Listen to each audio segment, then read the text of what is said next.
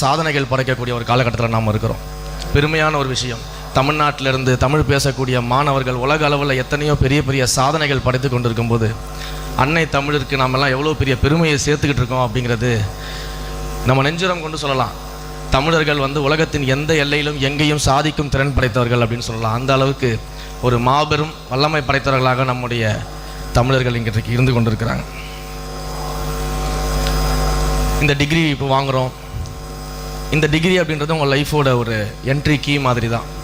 So வாழ்க்கையில் அடுத்தடுத்து நீங்கள் என்ன சாதிக்க போகிறீங்க அப்படின்றதுக்கு ஒரு என்ட்ரி பாஸ் தான் இந்த டிகிரி. ஸோ இந்த டிகிரியை நீங்கள் அனைவரும் வாங்குறதுல உண்மையிலேயே நாங்கள் அனைவரும் பெருமகிழ்ச்சி அடைகிறோம். ஏன்னா டிகிரி வாங்குறது எவ்வளோ கஷ்டம்னு எனக்கும் தெரியும். ஒவ்வொரு இடத்துலேருந்து கஷ்டப்பட்டு படித்து அந்த டிகிரியை முடித்து அதை கையில் வாங்கி அடுத்து ஒரு வேலை வாய்ப்பு, முக்கியமாக அந்த வேலை வாய்ப்புக்கு போகிறதுன்றது ஒவ்வொரு இளைஞனுடைய, அதுவும் நடுத்தர ஏழை எளிய குடும்பத்திலேருந்து வர இளைஞர்களுடைய மிகப்பெரிய கனவு. அந்த வேலை வாய்ப்பை பெறுறதில் இருக்கக்கூடிய கஷ்டங்கள் எனக்கு தெரியும். அப்போ அந்த வேலை வாய்ப்பை பெறுவதோடு மட்டும் இல்லாமல் நீங்கள் எல்லாம் அடுத்த தலைமுறையில் வேலை வாய்ப்பை உருவாக்குவர்களாக நீங்கள் மாறணும் அப்படின்றத என்னுடைய ஒரு வேண்டுகோளாக வச்சுக்கிறேன். நீங்கள் ஒரு தொழில் முனைவோராக மாறணும். நீங்கள் பலருக்கு வேலை கொடுக்கணும். வேலை வாய்ப்பை நம்ம பெறுவதாக மட்டும் இல்லாமல் வேலை வாய்ப்பை கொடுப்பவர்களாகவும் இனிமேல் இளைஞர்கள் மாற வேண்டும் அப்படிங்கிறதுல மிகப்பெரிய நம்பிக்கையை நம்ம உருவாக்கணும். அதோடு நீங்கள் நினச்சி பார்க்க வேண்டிய ஒரு விஷயம், இந்த டிகிரியை வாங்கும்போது உங்களுக்கு எவ்வளோ சந்தோஷமாக இருக்குமோ, உங்களை இந்த டிகிரியை வாங்க வச்ச ஆசிரியர்களுக்கு எவ்வளோ மகிழ்ச்சியாக இருக்குமோ, உங்களுக்கு டிகிரி கொடுக்குற எங்களுக்கு எவ்வளோ மகிழ்ச்சியாக இருக்குமோ, அதையெல்லாம் விட 100 மடங்கு அதிகமாக உங்கள் பெற்றோர்களுக்கு அந்த சந்தோஷம் அதிகமாக இருக்கும்.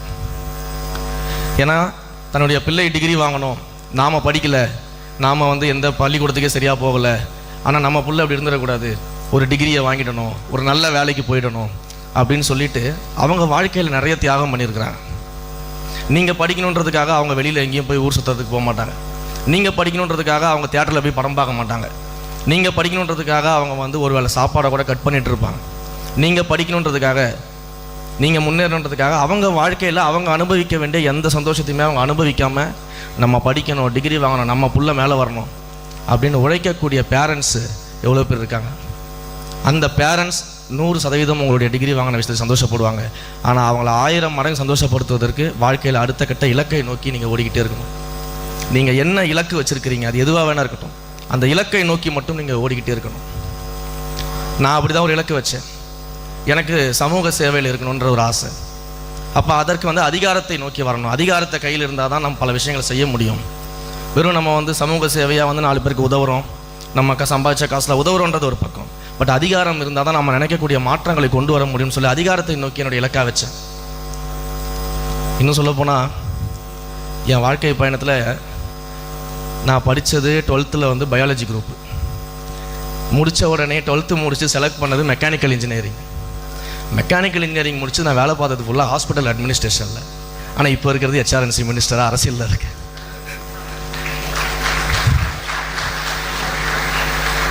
அதனால் கல்வின்றது ஒரு அறிவு, ஒரு சப்ஜெக்டை நம்ம படிக்கிறோம், அதில் நம்மளை திறம்பட நம்மளை கொண்டு போகிறோம் அப்படின்றது மட்டும்தான் தவிர்த்து நம்முடைய ஒரு அறிவை கற்றுக்கொள்வதற்கான விஷயங்கள் கல்வி.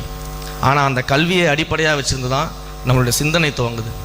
அந்த சிந்தனை சமூக சிந்தனையாக மாறும் பொழுது நீங்கள் உங்களுடைய இலக்கு எதுவாக இருந்தாலும் அதை நோக்கி ஓடுனா நிச்சயமாக சக்ஸஸ் பண்ண முடியும்.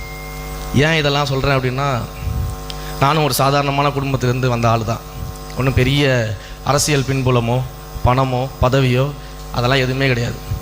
இன்றைக்கும் எங்கள் அம்மாவுக்கு நான் மினிஸ்டராக இருக்கேன்னா என்னென்னு எங்கள் அம்மாவுக்கு தெரியாது. இன்னும் சொல்ல போனால் இன்றைக்கும் என்னுடைய அம்மா நான் மினிஸ்டர் ஆகிட்டேன்னு தெரியும் அவங்களுக்கு. நான் அரசியலில் இருக்கேன், மினிஸ்டர் ஆகிட்டேன், எல்லாமே தெரியும். இன்றைக்கும் மாதம் அவங்க சம்பளத்துக்கு வேலைக்கு தான் போயிட்டுருக்கிறாங்க. அந்த வேலையை விடமாட்டேன்னு சொல்லிட்டாங்க. நான் மினிஸ்டர் ஆகிட்டோமா, நீங்கள் வேலையை விட்டுருங்க, நான் அவங்கள பார்த்துக்கிறேன் அப்படின்னு சொல்லும்பொழுது என் சொந்த காலில் நான் கடைசி வரைக்கும் எவ்வளோ நாள் நிற்க முடியுமா நின்றுக்கிறேன். எனக்கு தேவைன்னா நான் அவன்கிட்ட நிற்பேன், அது வரைக்கும் நிற்க மாட்டேன்னு சொல்லுவாங்க எங்கள் அம்மா. இன்றைக்கும் என்னுடைய அப்பா 3000 ரூபாய் சம்பளத்துக்கு தான் வேலைக்கு போயிட்டுருக்காரு. என்னுடைய அண்ணன் தம்பி எல்லாருமே இன்றைக்கும் வேலை செஞ்சுக்கிட்டு இருக்கிறாங்க. மினிஸ்டர் ஆகிட்டோன்றதுக்காக யாருமே அவங்களுடைய வேலையை விட்டுட்டு என் கூட இருக்கணும், என்னால் அவங்க நல்லா இருக்கணும் அப்படின்லாம் யோசிக்கல. அப்போ இப்படிப்பட்ட குடும்ப சூழல்லேருந்து தான் நாங்களாம் வந்திருக்கிறோம். நீங்களும் வந்திருக்கிறீங்க. இன்றைக்கி டிகிரி வாங்கக்கூடியவர்கள், வெற்றியாளர்கள் அத்தனை பேர் அப்படி தான் வந்திருக்கிறீங்க. கரெக்டு தானே? Yes sir. நானும் first generation degree holder sir என்னுடைய ஃபேமிலியில்.